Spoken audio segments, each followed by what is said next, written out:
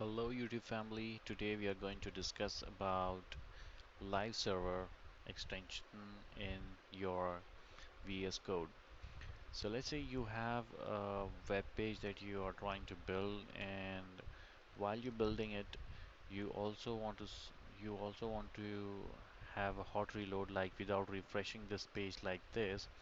It should automatically refresh itself, and it should be seen on your web page, okay, as soon as you save it. So how does this work? Let's see this in action first. So as you can see over here, we have a word written as WhatsApp.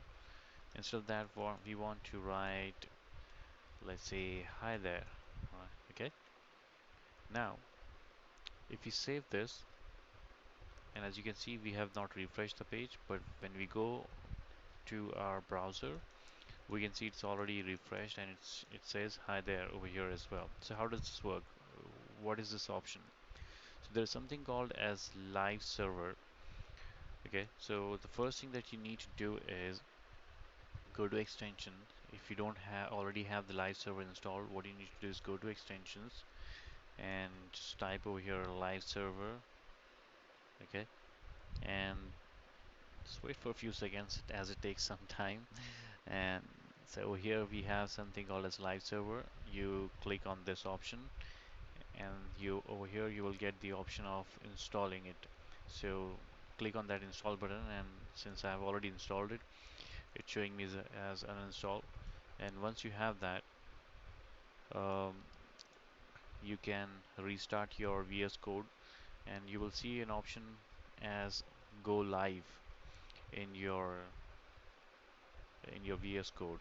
And once you click on that, what it simply does is that it opens up a new web page. Okay, and here you can see that it's your local environment with 5500 um, code over here. So this is the port 5500, and this is the um, local host IP address. So that's all. Once you click on the live server, it will show over here.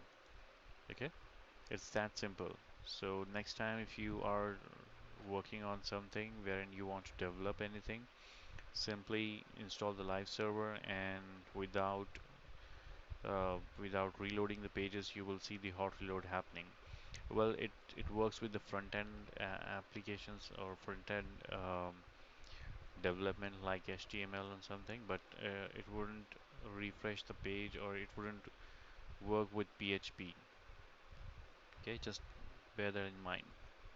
So thank you so much, guys. If you like this video and if you got this information helpful for you, please do subscribe my channel and also like the video. And the comment would do a great job. Thank you so much. Have a great day ahead.